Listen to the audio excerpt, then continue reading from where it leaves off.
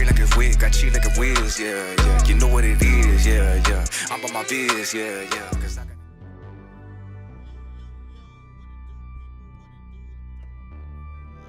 Yeah, what it do? We back for another one. Episode 4. We in the building. I got my co-host with me today. How y'all doing, ladies? Got Miss Chai in the building. Miss Sabrina. So we gonna get this show started. We got our music reviews for y'all today. We got some hot topics, some good discussions we want to talk about. We got some comedy reviews, some music video reviews. So we gonna go ahead and get this show.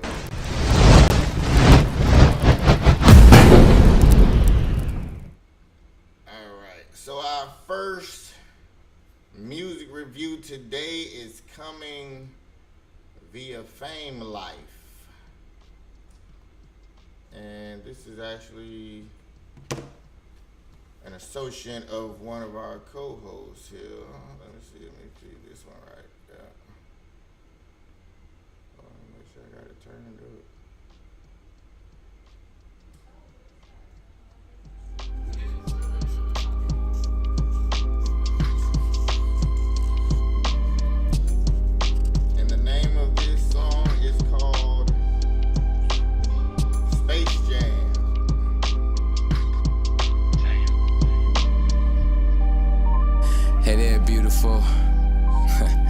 You're gorgeous. That pantsuit really suiting you. You look important. What are you, a lawyer? I was just moving through and I saw you. It's not something I usually do. I be shy and I don't know why. I seen a glow in your eye from the glare of the window. Thought I'd say hi. I was caught up in your reflection, thinking to myself, shit, I just asked for a blessing. You smell pleasant. You look as cool as the sun setting on the Agave Desert. I think she into me, moaning at my metaphors, smelling at my similes. Her name is Genevieve. Where you from? You from Singalese? You look addictive. I'm talking to the key. All right. That's Mr. Fame Life Space Jam. To me, my opinion, it's like a real laid back vibe. It's almost poetic. Like that, to me, that the song sounds like it could be like, read out or displayed on poetry night. Snapping fingers. It's like a little vibe. Miss Chai, how did you hook up with Fame Life and how you got involved with the video and stuff? Well, we had already known each other. I don't even remember how we met. West Palm artists just kind of meet each other at local events. So he reached out to me and he was like, hey, I have this music video coming up, because he knew that I was a model. So he reached out and he's like, you want to be a part of it? And I'm like, yeah, love to work with local artists. So I was with it. And the videographer is really dope as well. So how y'all feel about the video, the visual wise? Like, do you think it's on point with the visuals, or could it have been, stepped up a notch, or does it match, the vibe of the song? How y'all feel about it? I like the video. I think, they kept it simple, nice. The song is a vibe in the sense of, like, if you say he's from West Palm. And well, not born here. But he's here now. But he's here right now, yeah. And I like that. I feel like he has his own style, I love when artists just do their own thing and don't really stick to the trends. So that's when they could build a real true fan base. So I think the video matches the melody, the song and things like that. And you look good in that thing, girl. Thank you. Yeah, you look good. Thank you.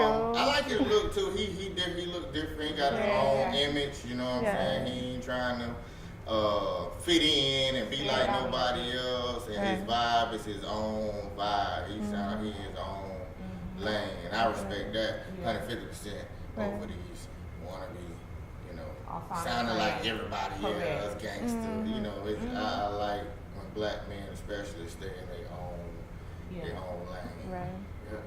Yeah. All right, next up we got Plies. Yeah, what we gonna do with Plies? Plies got a new track out called The Third Time. We're in a race against the Nazis. Now, We have a I don't know what 12-month head start. 18. We've got one hope. Our nation's back. I don't know if he did a 40-yard dash. I don't know if he did. I think he ran on the plug twice, the third time. He ran off on the plug the third time. Oh, he running off on the plug for the third time. Fuck it. Might just run off on him for the third time. Might just run off on him for the third time. Might just run off on him for the third time. Might just run off on him for the third time. Might just run off on him for the third time. Might just run off on him for the third time. Might just run off on him for the third time. Might just run off on him for the third time. Y'all niggas softer than some baby shit. Delete you out my phone if you can't take the D. I ain't the type to send your threats, I pull up with the stick. The richest nigga in the city, there ain't no argument. I just left about the bank, I just leveled up. He said he got 30. Okay. At with Plies, okay, I already know that it ain't gonna really change too much from now. So overall, video-wise, of course, you know, it's gonna look good, look decent. You know, he got the money right there. Money always look good. He always gonna have a nice little outfit on. So at first I didn't understand what he said, but he said might have ran up on him for the third time. That's what he said? That he might have, He keep running off on the plug. He need to stop, Plies. What you doing? Well, why the plug keep hooking him up? Keep running off for the on third me. time. First time cheating on me, second time cheating on you. Third time, what? I think the lyrics is kind of remedial, almost. Like he didn't put too much effort into it. It sounds like the previous versions, kind of. Like something already he done put out already. Yeah, it sounds like the first ran up on the plug. I don't know the name of the song, but it's just a continuation. Yeah, so I think his last few songs been like he just been pretty much having fun almost more so than that's what it seems like. Taking the music serious. It's like he just enjoying the money, so he's hey, let me make a video, like, let him know I'm enjoying the money. Because I don't think it's for the streaming or nothing like that. I don't know. Yeah. All right, we're going to get into these comedy reactions. Move back to the show. Back. Is going to be MK Slat. Now, I got on the MK Slat on Instagram. He started off as like, I hate to use the word, but retarded. He used to act like a retarded kid, but it was funny and humorous. So you didn't think he was going to, HE double hockey sticks for it, because he was innocent with it. But he done actually, as you can see, he done got himself up to 1 million followers, and I was on him since he started. So let me see if they'll let me play any of his stuff. Look like he don't got no posts. He archives everything. Yeah, look like you see that? What that mean? He's starting fresh, rebranding. Oh, probably, okay. Maybe, I don't know. So this the character he used to play all the time. See if I get the sound going. Don't even listen to paralyzed and broke ass legs. And I know we bring no family in this. You gonna never walk again. Loose ass legs. Why you gotta talk about my sister like that? You talking about me? You trying to hurt my feelings, so hurt your feelings back, bitch. Right, that big shirt head ass, small shorts looking at, weed slabs wearing ass, small glasses head ass. Don't even listen to paralyzed and broke ass legs. And I know we bring no family in. Yeah, but so just imagine this slick mouth, kind of supposed to be retarded kid, but he always got something slick back to say to you. So he really ain't really. Look over there now. Auto dome. Oh! I can't. He's just different with it. Let me see. We play one more. Yeah, he done rebranded his channel. So he's different now. He done got some muscles. As you can see, he working out. Okay. So he's changing his whole character now. So. You know, ain't no fit about, ain't no talking. Shit really getting printed out. This shit really getting printed out. What the-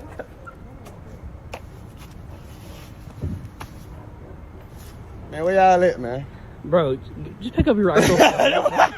Ain't nothing wrong and get these raggeds. So I don't know who the fuck said money don't bring happiness, but I'm happy as fuck right now. Yeah. You feel me? Money bring happiness. You feel me? Don't you owe your baby mama some money though? How much is that? Look at this shit, nigga, 50 bad. I'm gonna get this shit as long as they printed on God, and I ain't never going back broke. What that boy said, NBA, never broke again on God. What that boy said, Mike Jones. Yeah, who? Back then they didn't want me. Who? Mike Jones. Ooh, Terrence. The record ain't make it happen on him. Yeah, do a happy dance for him. Okay. You ain't never had no fit about, ain't no. But that's MK Slash. Y'all make sure y'all go check him out. And this next comedian, everybody knows him. DC Young Fly. On the fly. If it ain't about food, drinks, snacks, it ain't nothing you can teach us. I bet when you get out your bed be like, woo, thank you, G. Now, how you come up with that on the fly? Yes.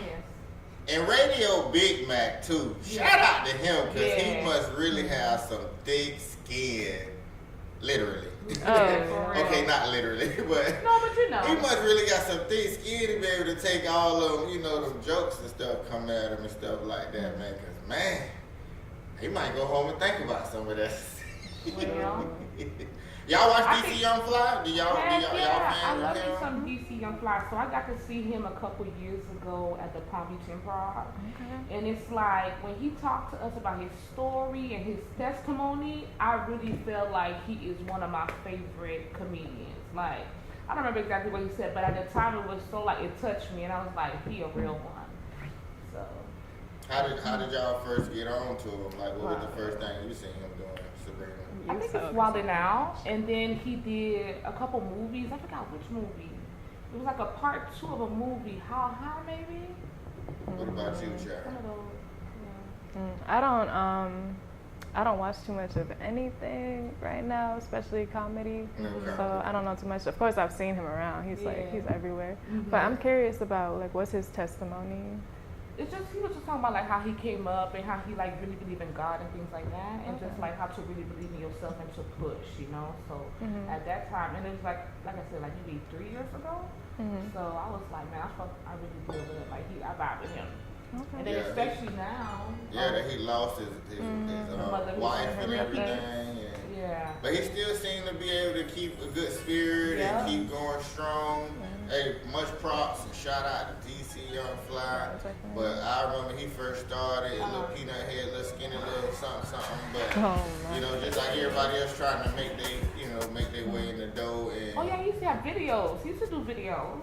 yeah, and Nick Cannon picked him up, put him on Wild Night, and to me, he make that show hands down. He a hot mess. He makes that show like I would not watch Wild Night if it wasn't for DC Young Fly. He the glue that keeps that show really together. Yeah, You know what I'm saying? something else. So shout out to Nick Cannon too for giving out them opportunities for people too, man. 'Cause, you know, Nick Cannon be opening doors, so he should definitely be recognized as one of the greats. Especially young as he was and started too. So I know. I think he was like 17 and he was watching on Nickelodeon. and he was a producer, like in his early 20s. He hosted shows. He do everything to be so young and making opportunities for people. So shout out to DC Young Fly and Nick Cannon. Yeah. And we're gonna go to what we got up next. We got movie.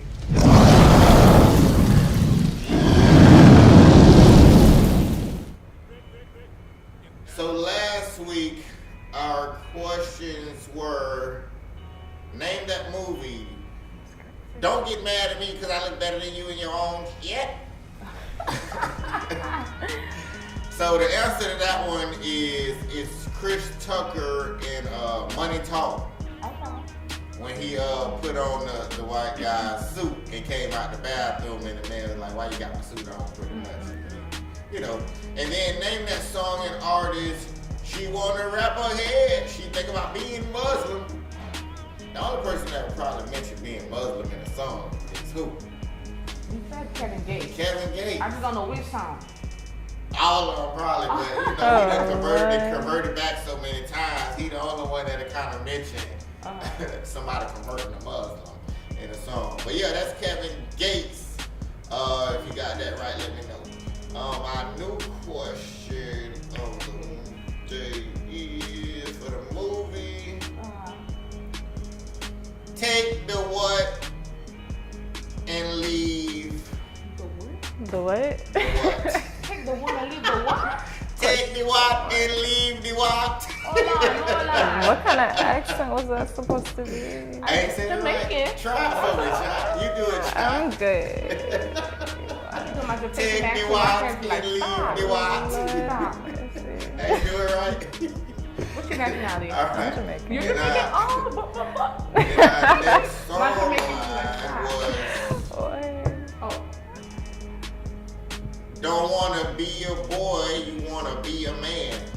Oh, yeah, that's Don't Wanna Be a Boy, You Wanna Be a Man. I think that's how that goes. So I can sing it out for y'all. Yeah, go ahead. Don't wanna be a boy, you wanna be a man. I ain't gonna go any further, because if I go any further, they'll know what it is. Isn't it? Oh, we gotta wait. Until next week. He's like, I'm ready. I'm about to tell you the answer. My bad. All right. Not again. But y'all, all right? So y'all make sure y'all drop the answer in the comment section to those two questions. All right now. We gonna think go you can't on. fall. We gonna go on to what's new.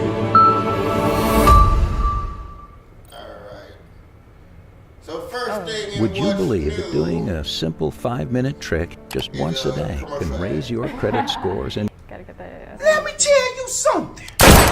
Little baby done got round them billionaires and forgot he was a gangster. Michael Rubin is the former owner of the Philadelphia 76ers. He connected with Meek Mill and they became besties. Now ever since Meek Mill been up under Michael Rubin, he done stopped rapping. He don't even do shows no more. He don't even be in the studio no more. He don't do nothing dealing with music ever since he got with that billionaire white dude. He just be up under the billionaire dude every goddamn day. Michael Rubin ain't put out a song since 2017 from the intro. Michael Rubin have become more famous than the rapper Meek Mill is. He used Meek Mill to get all the rappers. Now he got Lil Baby, now he got Jay-Z, now he got Travis Scott. All them rappers up under him trying to get next to the billion. I think that's how Jay-Z became a billionaire. He just had a party a couple days ago for the 4th of July. Tom Brady was there. Kim Kardashian was there. Jay-Z and Beyonce was there. Every celebrity that you could think of was there. They had more celebrities at his party than the BET Awards had at their goddamn show. And at that party, it was a whole lot of evil, satanic, demonic-ish going on. Lil Baby was spotted in a male sandwich between two men. Look at this shit. Tom Brady was spotted flirting with Kim Kardashian after he just got his ass a divorce. It was a whole lot of bicycle shit going on at this party. Now personally, I know a few billionaires, man, and I know most of them are bicycle, and that's why I keep my distance from these folks, man, because they feel like they got so much money, so much power that they could do whatever they want with men and women. Soon as Diddy got to them billions from that Ciroc deal, he started to be bicycle and go both ways. And it seems like Lil Baby is down with the program too. It's like all these rappers will do anything to be up in these rich circles. They claim they so gangster, but they forget they gangster when they get around that kind of money that they don't got. It's like, how you... All right. So, with with that being said, that's Mr. Nino Brown and his outtake on the rap industry. And I know for years now they've been claiming that a lot of these rappers that join so-called the Illuminatis and stuff be going out their way to do this, stuff just to get to the money. Now, do you ladies feel like any of this has any validity on, what's going on in the industry and stuff? Do y'all think that what he's saying has any validity to it just because maybe the Baby and the other rappers go and party with these LGBT community guys? Do you feel like they participating in it, or they just there to have a good time and party? Or they there for the deal, the side deal? How y'all feel? I feel like it's definitely questionable, but there's no way to really know unless you're in that scene, right? And then another thing, I mean, you hear about the Illuminati and all of that, and certain rituals that happen, at some different events and stuff like that. So you never really know. And some people believe in it and some don't. I think there may be some truth to it. Is Lil Baby doing a little questionable things? I don't know. But at the end of the day, in my opinion, it be his damn business. That part. Because whoever you sleep with and do your do with is your business, in my opinion. But it's just, there is a thing that is being said, like there's a lot of homosexual things that go on. But I personally have some very close friends of mine in the LGBT community, so I don't judge anything. Right.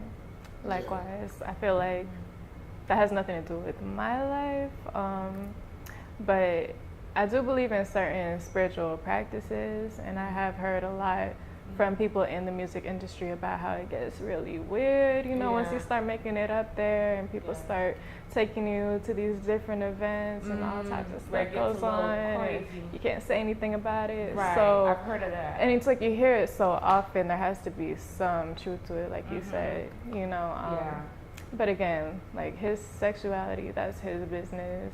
You feel me? And then I do have friends and people that I know that are in that community, and I completely respect them, love them, and like that's their life. I think the reason people like Nino Brown and 50 Cent, he big on criticizing these rappers that indulge in it, is because of the lyrics and the lifestyle they portray in their music don't match up with what they doing in real life a lot of the time. Okay. So that's where the controversy and conversation come in. Otherwise, if they was just wide open and say what they do and live what they did, people wouldn't question that. But when you say one thing and we look at you and I thought you was a gangster and you was toting guns and I don't never see you in them.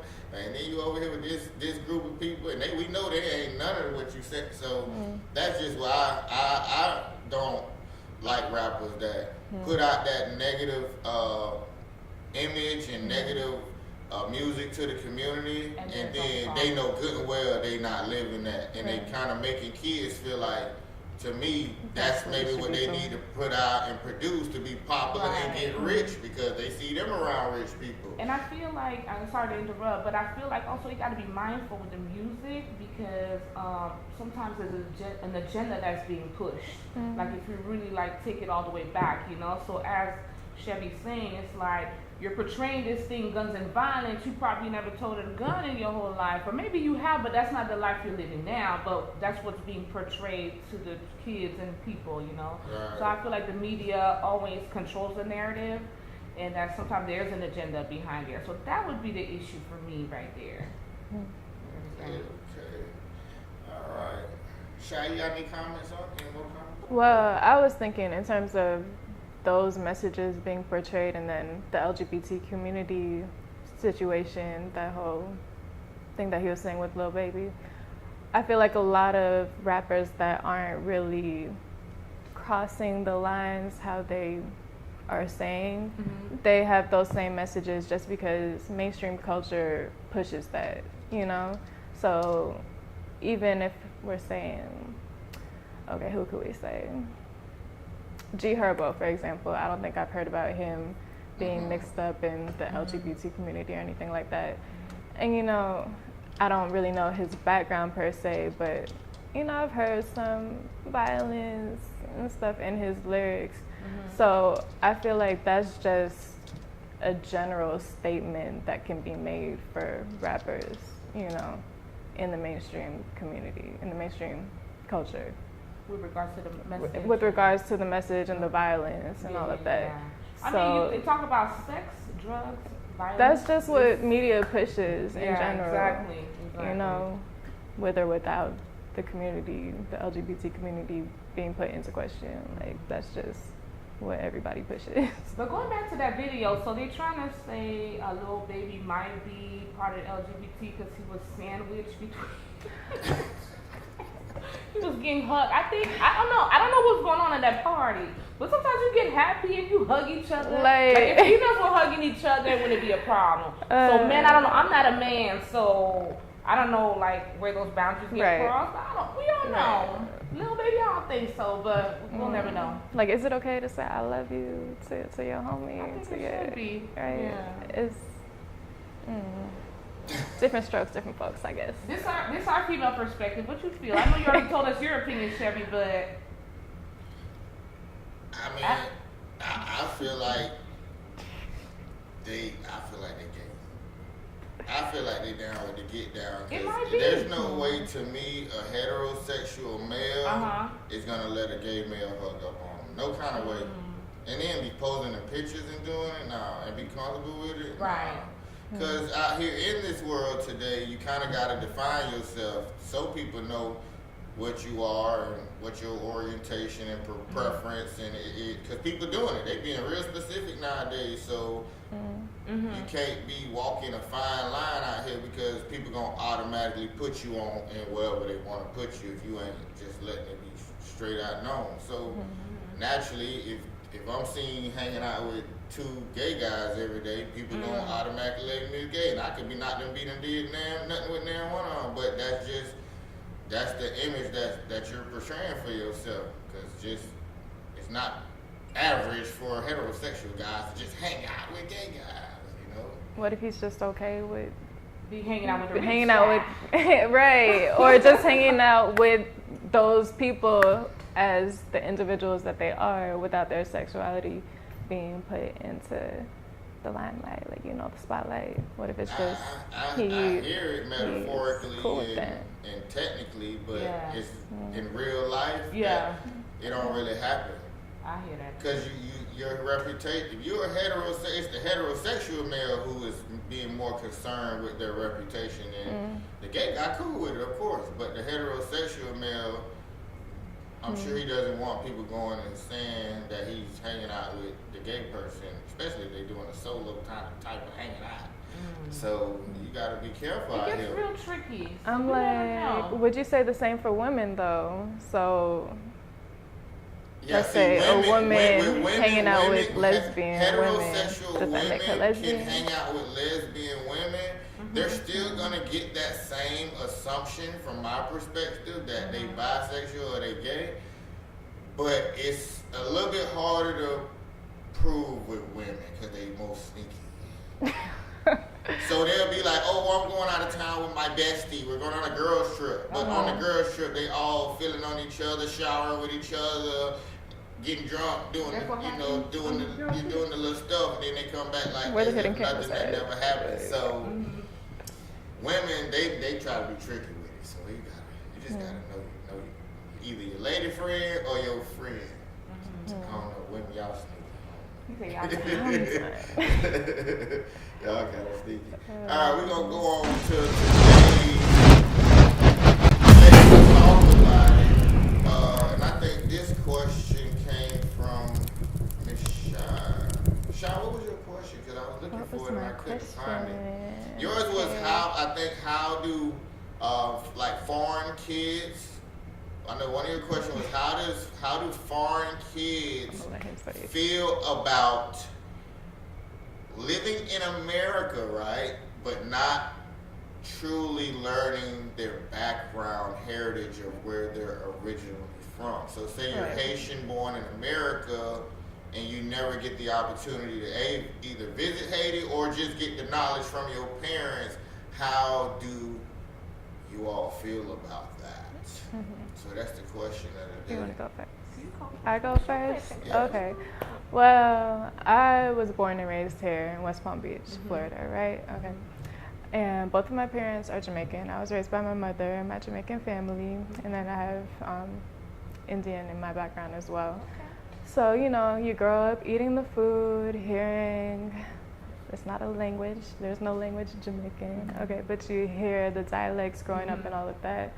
And some of it rubs off onto you, you know, but you don't, I feel like you don't fully learn your culture unless you sit there and they teach it to you and they say like, here, this is like XYZ about our culture, like this is not necessarily teaching you, oh, this is our national song or our national bird or anything like that, but just teaching about the music and the food and their perspectives growing up. It's like I've had bits and pieces of it, but I don't feel like I got the full experience. And I visited Jamaica as a child a few times, but it's been like 14 years since I've been back, you know? So I feel like there's a disconnect with myself and a disconnect with my own culture, you know, on both ends. Yeah. And same for me because I live here in Palm Beach, but I was originally born in Montreal, Canada, and both of my parents are from Port-au-Prince, Haiti. And I think I've been there as a child, maybe when I was 4 years old, never have gone back. We speak Creole. My first language is French. I do speak Creole, you know, through my parents and stuff, but I don't really have the history. And then the issue that I personally have is that when I try to go back and find my history, like, hey, who's my grandma, who's my grandpa, my great-grand, it's like over time the last names have changed or not really authentic to our lineage and things like that. So sometimes the history gets erased. But I want to ask Chevy the same question. How do you feel? Because even here in America, the black history has been watered down itself. So what is our true history and how are we able to go back? Well, me as a black American and, you know, all we knew was like Martin Luther King and Rosa Parks and Malcolm X. You learn like maybe 4 or 5 prominent people as far as black history in America, and then the rest is slavery.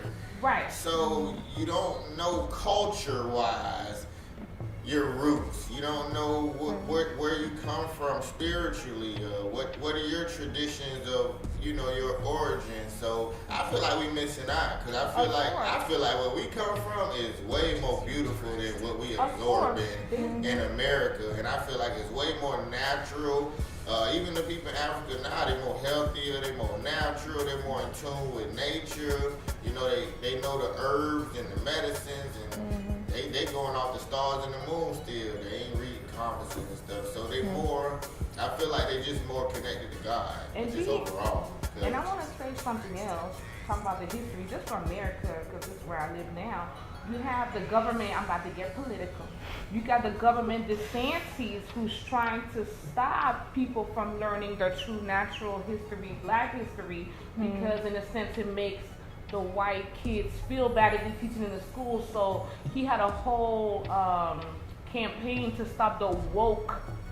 And woke stands for something, but we know that in our culture, when you use the word woke, it means like you're aware, you're aware of what's going on and things like that. So he has a whole thing about stopping the woke.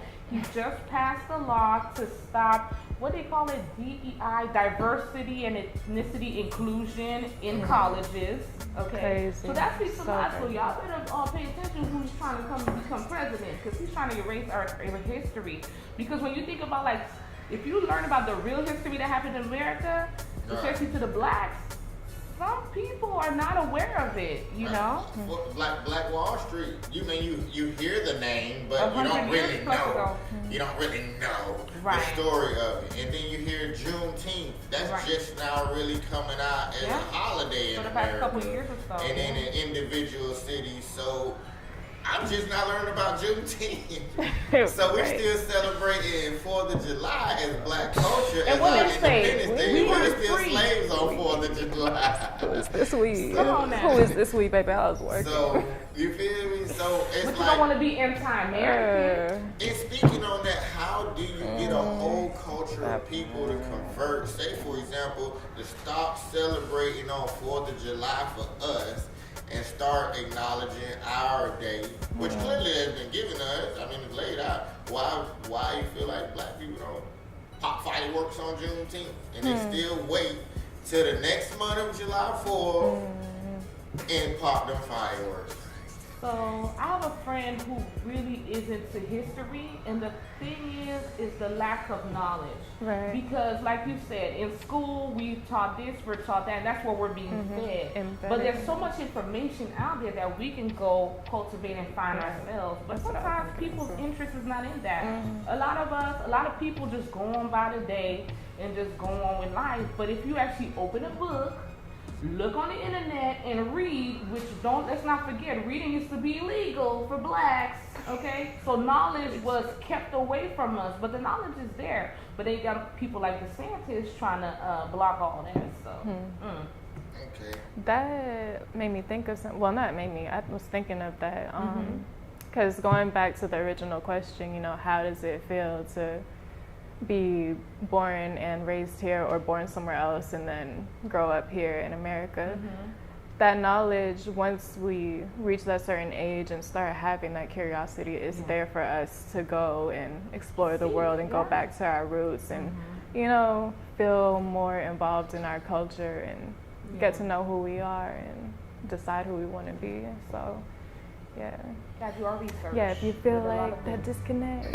I think the next question, we're going to do one more question. And that was, she said, Chai said, why do people claim they want better?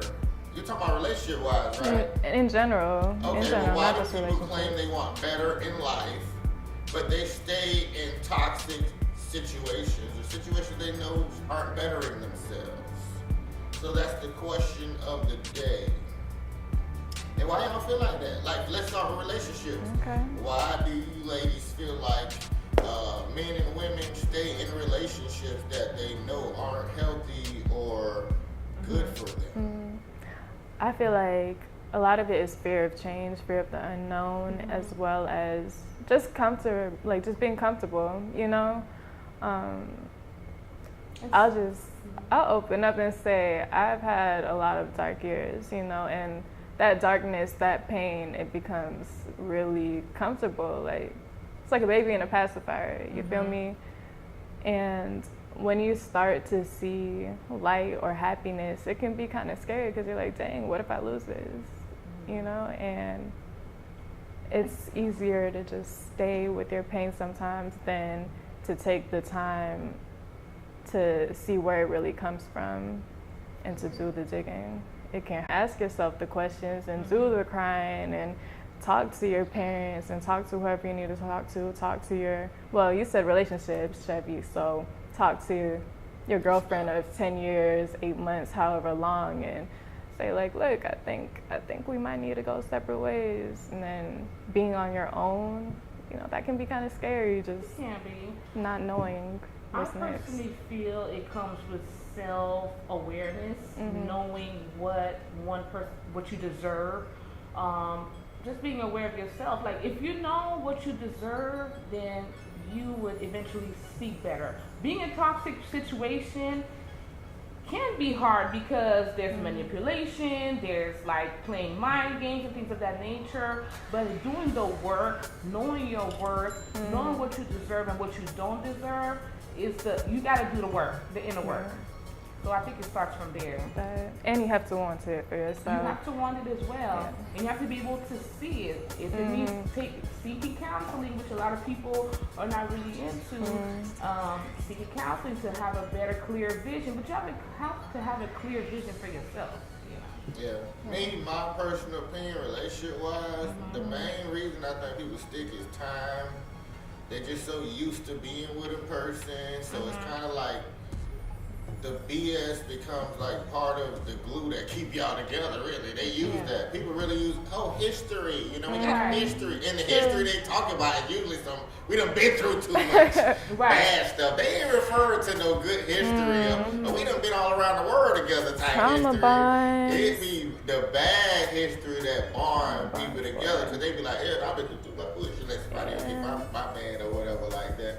And then another thing, the second major thing I think is finance. Like, people can't afford to leave who they with. They gotta pay them bills. They can't get that first class security to move out, and that child support be hitting on the male side. So people just feel like they'll just rather, you know, lay in that filth than to try to change the situation, because it could be worse. You know how they say the grass don't always be green on the other side. You leave that person, and then it end up being worse than what you was in. So they just rather sit in that comfort, I guess. I mean, you also got to think about why you're sticking. Obviously, you mentioned a couple of things, but are you happy? You know, are you waking up in sadness every day? I think that self-happiness is more important. But also, you got to remember, why did you even get into this relationship to begin with? You know, the problem is also a lot of people are quick to not stick together. So you got to find that balance in a way.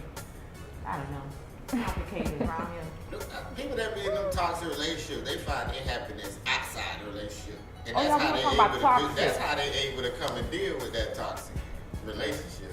But ain't no way you can just have toxic, and not something bad happens to somebody. So, say for example, if it's a Blueface and Christian rock type, they seem like they got a toxic public relationship. So I'm sure for him to get a comfort of mind, he probably go chill with a more relaxed chick. You know what I'm saying? That probably, instead of busting across the head with a bottle, she rubbing his head and rubbing his back. Yeah. So when he go back to deal with that other person probably, I'm just assuming that already calm and, you know, relaxed him to be able to deal with the toxic person. For example, that other girl he be with, I think that's his other baby mama. Yeah. He go vibe with her, so when he go around the other one, he can just absorb the BS. Because if it was toxic over here and toxic over there, that man would lose his mind, trust me. Well, what about the girl? Well, I'm just saying from his perspective. He toxic for her too. I'm trying to be biased or something. Yeah, he toxic for her too. So I think her thing is to go hang out with her friends and stuff. That's her happiness. You know, when you mention happiness, they go have fun with other people and then come back to that toxic stuff. I think that's a perfect example, because that is so toxic. But it's like the girl needs to just leave that man alone.